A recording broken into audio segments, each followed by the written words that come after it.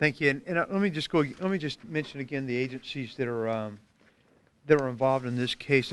Obviously, the Federal Bureau of Investigation, Tomcats Task Force, which is the Tactical Operations Multi-Agency Cargo Anti-Theft Squad, operates throughout Florida and has a lot of center of their operation down in Miami.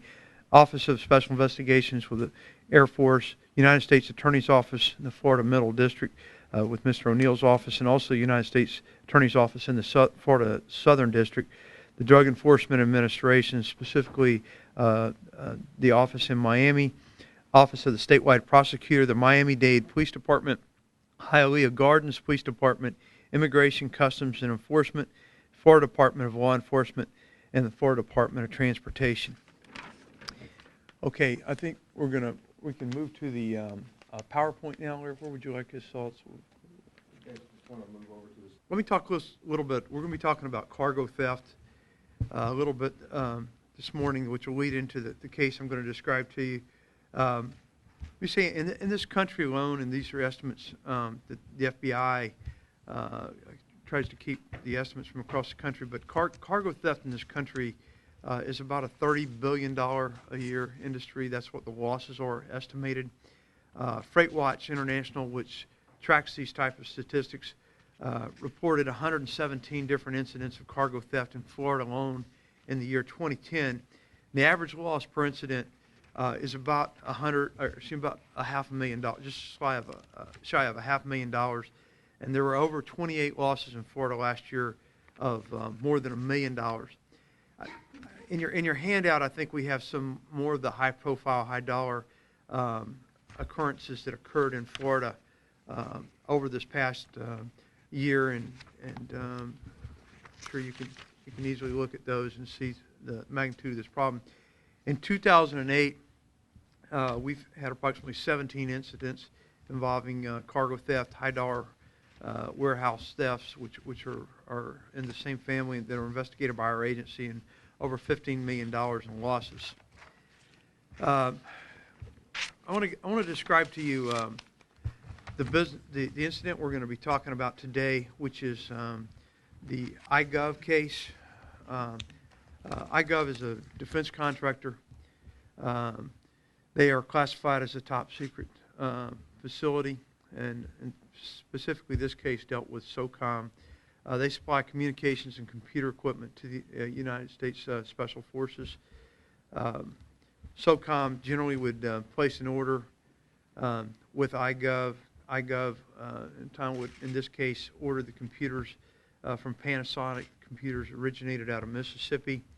They were delivered to iGOV, and then the computers would be built to specifications or encrypted, whatever the case may be, and they would be returned to SOCOM and sent out to the field. This particular case occurred on March the 6th last year. It started at about 3:49 p.m. in the afternoon. What originally happened, we saw two subjects get out of a red Lincoln Navigator, and again, a lot of this is reconstructed from video. These two subjects climbed to the roof of the iGOV facility. They were able to cut a hole in the roof of the facility, and from there they had believed to be professional rappelling gear. They rappelled down into the facility, and over the next 9.5 hours, they began their operation. We believe that there were 10 suspects that were at the facility that day. This was very choreographed, and it was operated with very, very high skill level. Obviously, they have done these things before. During that particular theft, there was about $7.5 million of laptop and computer equipment was stolen, equated to about 3,000 pieces of equipment. So these are some of the slides. These are slides of the roof, of the how they made entry into the roof, very professionally cut between the steel beams. Once they were inside, they were able to defeat alarm systems. They knew exactly what they were doing, and they used different techniques to get around from the security that had been in place at the time. those are pictures of the warehouse area where some of this was taken. The other part of the warehouse where they're built to specs and encryption occurred, that part they did not get into that part of the building. The investigation, we were not really aware of the nature of the facility when detectives first began to investigate this case, and routinely they started canvassing other businesses and processing the crime scene as we would in all cases. They started reviewing many hours of iGOV video surveillance, and they were entering the laptop computers into FCIC and NCIC. This is some of the video surveillance that was used in this case. The first video surveillance in the top left there, you see one of the people, Mr. Coca, who I'll talk about in a minute. That was the day before, where he actually came to the business, used some type of ruse to speak to someone there. He was casing the business out. Again, they've obviously have done this before. In the back, you see the SUV, the Lincoln Navigator that was used. The below surveillance pictures are some of the pictures that occurred during the actual heist when they were going on. These are two of the semi-trucks. During the course of that, of the 9.5 hours, about an hour before they were completely finished with the job, you see these semi-trucks that we have video surveillance in other areas where they were staging in the area. And after staging, they came one at a time. And they were loaded by this crew that was in the warehouse, and the goods were put into the tractor trailers. This particular video here is taken about a mile away from the iGOV. This I have to compliment the sheriff's investigators who were there. They did a great job. This was just good police work. They looked for that Lincoln Navigator, and they went to all the businesses in the area that we believe may have video surveillance, and they find this video, which, to make a long story short, turns out to be Mr. Coca, who is the ringleader of this group. And through that, they were able to identify his tag number. There was another person in the video in the front, and that's still part of the investigation as to his identity. That tag number led us to a business in Tampa, and there were literally weeks of surveillance on that Navigator and local businesses gathering intelligence. That Navigator was later seized during a search warrant on April 27th. There was a piece of foam insulation that was found in there that has been tested at an independent crime lab, and that material is consistent with the type of material that was found in the iGOV facility. We started recovering stolen laptops. April, we started, we know that, and from some of the history I gave you a few minutes ago, if you review some of the other previous big cargo and warehouse thefts that have occurred, almost all of these end up in the Miami area. Our investigators contacted law enforcement agencies in that area. Specifically, we worked with a DEA agent who was able to develop an informant who said that he knew of someone that was trying to sell laptops in South Florida. We were able to make a purchase originally of 30 of these laptops for $15,000 in cash down in South Florida with the assistance of the other agencies that you see here. Subsequently, we made a second deal for $50,000. It was 100 laptops from the same sources. There were restrictions put on us that these laptops could not be kept in the country, that they had to be sent, and when we purchased them, the bad guys involved believed that we were sending them to Central and South America. And we know from our experience that many of these things that occur do end up in South America. I have to say, too, that a lot of the people we worked with down in, and a lot of the names that came up are involved in drug cartels and so forth in South America and other areas near Central America. We searched an abandoned warehouse. Through this investigation, through these purchases, we found an abandoned warehouse. A federal search warrant was served on April 1st. That warehouse is near Opelika.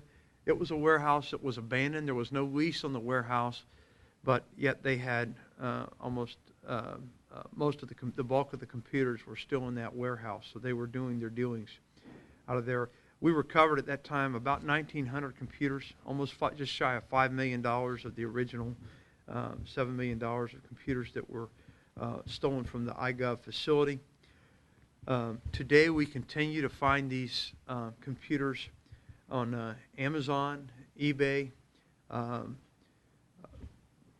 We get calls where Panasonic is identifying, and there's still about 1,000 of these computers and other pieces of equipment that are out on the street. Shortly after that search warrant, the FBI did make an arrest in South Florida. That is Emil Benitez. He is currently serving 2 years in federal prison right now, and he was a middleman involved in this operation. The tractor trailers, these are the tractor trailers arriving down in Opelika. There's another slide previously I think we showed you, and you can go back and you can see that we identified these semi-trucks. These trucks had never been located, but they are the same trucks that are involved in both locations, both picking the material up when it was stolen and arriving in Miami just a few hours later. Going back to Mr. Coca. Rolando Coca is his name had come up many times over the years. Federal authorities were well aware of him in South Florida. He's a person that had evaded arrest in that particular arena. However, he had been arrested before on other charges. He came to this country during the Marilito boat lift, and since then he had his name had become known as a person who was involved in this type of operation. He was identified by agents with the FBI when we showed them the surveillance picture when we were working in South Florida. FBI agents immediately knew who he was. He was a person that was on their radar, and down in Miami, and so through some really great cooperation with law enforcement agencies, talking to each other and taking a surveillance photograph from a restaurant chain, they were able to immediately identify this guy and know that it was no fluke that he was up there in this area, and we immediately knew he was definitely involved. He is the head of what we call the Coca family. It is a large group of individuals that we continue to investigate, and as I said earlier, they're well organized cargo theft group. We have since been identifying other iGOV suspects, and that portion of the investigation is continuing, and the U.S. Attorney is working with us and the FBI to further that part of the investigation so that we eventually get all of the people who are involved in this. The investigation, as I said, took several months. We were identifying suspects in that area. We continue to do that and continue to collect physical evidence.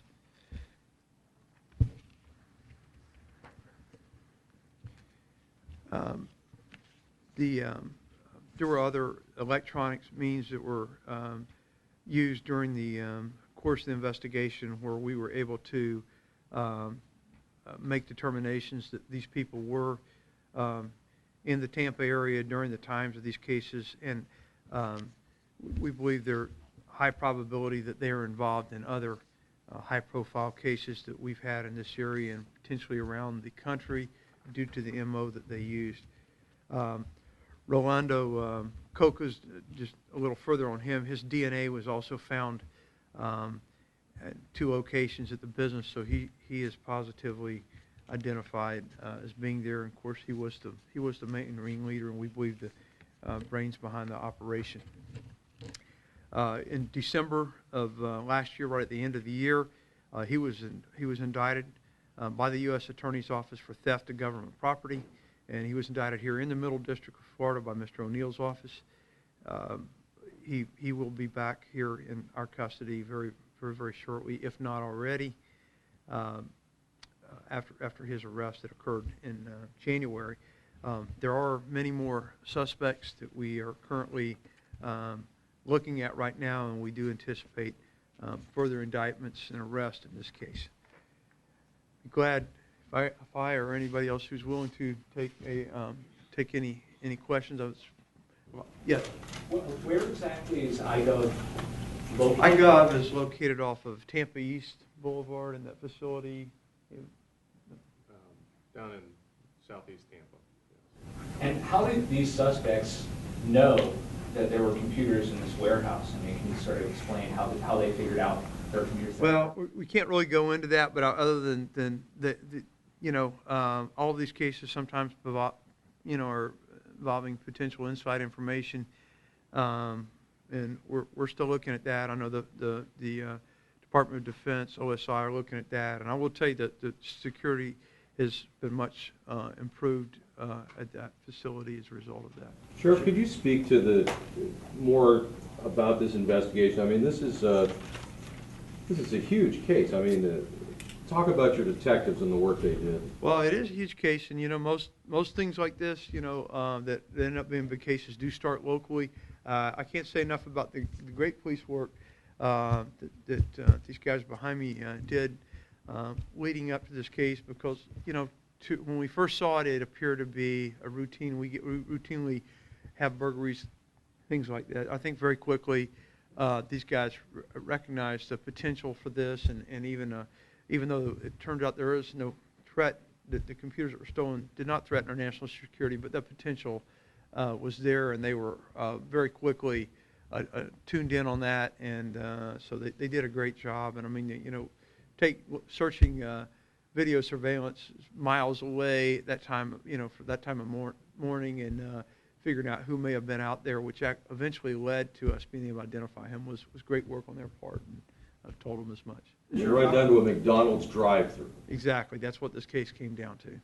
How can 10 men operate in a warehouse for 9.5 hours with sensitive government material and not be detected? Well, hide in plain sight. These guys were very sophisticated. They knew what they were doing. They knew how to get into the building.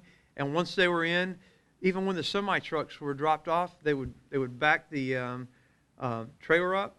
The truck itself would come out Bobcat's fashion with nothing on it, and they would leave the trailer there, and to anybody driving by, it would appear to be a normal warehouse operation. There was really on the outside nothing out of the ordinary, which made this one thing that we recognize this was not your normal type of operation we have, where somebody kicks in a door or breaks a door open, the police drive around and see a door wide open in the middle of the night. That was not it. They had rappelling equipment. They went in. They obviously had to, once they were inside, we believe they were able to untie the ropes from the bottom, which leads you to believe they knew what they were doing. Only people that know how to do that can do those type things. So very slick operation. Is that how 117 incidents can occur in Florida in 2010, and what can be done to prevent things like this from happening in the future? Well, if they're so sophisticated, they're cutting the alarm equipment. Yeah. Well, typically the way the cargo theft occurs is when the trailer is full, and we've had them with pharmaceuticals and all kinds of things. The trailers are usually full. They're usually a lot of times on weekends, holiday weekends. That's what we believe these guys did. They picked this type of weekend to do it. They come up. They normally drop the trailer off, and then maybe it's going to be unloaded on a Monday morning, and they just take the whole trailer. The trailer's gone. They just come and hook up to it, and they're gone. It's been part of our program, and part of that Tomcats program I talked about earlier is educating people about not leaving these trailers. They need to be in secure compounds. If you remember the one we had a year or two ago where all the liquor was stolen from, it was a huge amount of money, and when that happens, it's usually in Miami within a couple of hours. We know that. We know a lot of this goes towards the port of Miami. And once it gets in that area, it's a very sophisticated groups that operate in that area, and they can get rid of this stuff fairly quickly. So people that receive this stuff have to be very much in tune with what we're seeing here today. This stuff does happen. It makes it really easy. This was a little bit different in the way that they were able to get into the warehouse. This was a sophisticated group. Measures have been put in place, and I know the DOD took this very seriously, and we had a really great cooperation from Mr. Blakely and the OSI, and so we're more in tune with these facilities that are in our area now as well. Sheriff, can you talk about the fact that this is a multi-million-dollar operation? These guys are very sophisticated, but literally it came down, as you mentioned, to McDonald's drive-thru. I mean, they made a mistake of getting something to eat, and that's how the case was essentially cracked. Can you talk about that? Yeah, and I'll tell you, and I think Mr. Iverson's behind me, and going back to other things that have occurred in the country, going back to like Oklahoma, the bombing there. A lot of things are basic police work is how they end up getting solved. Putting it all together takes a high level of investigation, but the basic police work is usually what solves these cases, and that's why we've really stressed over the last few years the communication that has to take place with agencies, because we have a lot of the cops on the street have this raw information, and how we get that to the right level so that somebody else who's investigating can see a basic, a traffic stop or something like that, or some basic video. And I think you make a good point there that there's a lot of things in the past maybe that have happened, and nobody caught on to that, or nobody looked at what a patrol officer was doing at 3 in the morning or what was on a video camera. And I think that's the key to us advancing law enforcement, is to really get that information that gets churned up at the street level, and how we get that flowing upstairs. We asked one of Steve's. Josh, Sorry. I don't know here. Where? I just wanted to ask Steve a question. Okay, No, absolutely. Yes, sir. If you could repeat your spelling, sir, we apologize. It's Iveson, I-B-I-S-O-N. I-V-I-S-O-N. Could you give us a little perspective on this group on coca, and what kind of trouble they've been causing, you suspect, in South Florida, to kind of tie it into the good luck of the HCSO here? And the good Right, business? again, and before I even get there, I want to back up with, so I don't forget what the sheriff just said about the work of the patrol officer, the guy on the street, whether it's cargo theft or we're talking about a terrorism issue. A lot of times, 9 times out of 10, it's going to be that guy in the uniform that stumbles onto something that's going to lead us to, again, breaking a cargo theft operation or even a terrorism issue. Talking about Mr. Coca, I don't want to go into the details about his organization, because that's an ongoing investigation. I can't really go into a lot of that detail, other than he has been involved in these operations prior to this. And as I think Dave said it most, he was on our radar down in South Florida, so I really can't go any further than that. I would just say he was on our radar. Hey, Javis, and the sheriff alluded briefly to national security and a potential threat to national security. Could you go into that? Was there any threat to national security, and if not, were there still concerns about that? Well, obviously, anytime we're talking about equipment or things that have been procured for our war fighters overseas, it involves national security. These are items that our war fighters, SOCOM, CENTCOM, and the people out there doing what they're doing in Afghanistan and Iraq needed. And when we lose that kind of equipment, it hurts them. There was not, to my knowledge, any kind of information on these laptops, if that's where you're going with that, is that if it got out, that would hurt it. That wasn't the case. The bottom line, equipment needed by the troops in the front lines in That's Afghanistan exactly right. and Iraq did not get that equipment. Well, they're going to get it now because the sheriff's office did their job, but they wouldn't have. That's correct. But there was a part of this facility that had secret stuff to encrypt and to program these computers, and that area was not violated. That's correct. Does it believe that this group may be behind any other thefts in the area? Excuse me, I didn't hear the question. Is it believed that this group may be behind any other thefts, related thefts? They are suspects in others, yes. We have not tied them to that at this point. Just to clarify, there have been 2 arrests made so far in this case, just 2, or have there been others? That's correct. Okay. What was Mr. Benitez convicted of? I'm not even, yeah, theft of governmental, it's a federal violation, yes. And what happens to Mr. Coca now? Where is he and what's going to become of him? My understanding, he's going to be transferred here to Hillsborough County, then he'll be charged, he's already been charged in federal court. He'll go through the system in federal court here in Tampa. On the streets, who was getting these computers? I mean, they were selling them just to street level folks, or? They were doing both. They sold them to our undercover people, into the FBI undercover, and thinking that we were taking them to South America. But since then, they've been selling some of them on the street. Now, so there's another ring operating that actually is getting rid of these. But we're still finding them today, as the investigators told me. We're getting calls from Panasonic where someone buys one off of eBay or Amazon.com, and then they call Panasonic for the warranty, and Panasonic, because we've got the serial numbers, immediately recognizes it's one of those computers, and as those come up, we go out and get them. So there's still 1,000 of them out there, even though we've recovered, 2,000 of them. You know how much they were selling for in the street? Well, you were selling some of them for $500 a piece, roughly $550 a piece, and they range in price from, if you were to buy them retail, from $2,800 to $5,000, because there were different levels of computers. So, yeah, it's the old thing. If you're buying something that sounds like too good a deal, it probably is, and that's very true here. Okay, so, yes. Mr. Coca, you mentioned he had cased this facility. In what regard, and how many times had he been on the property prior to this? Well, we don't know how many times, but we know he was there the day before because we have him on video trying to talk to someone at the facility, and it was obvious he was just making a test run. So, I mean, obviously there had been some casing done because they were able to do this pretty well, and then, whether they have inside information or not, it seems so. Yeah, Josh. What led you guys to that warehouse in Miami? How did you guys find it?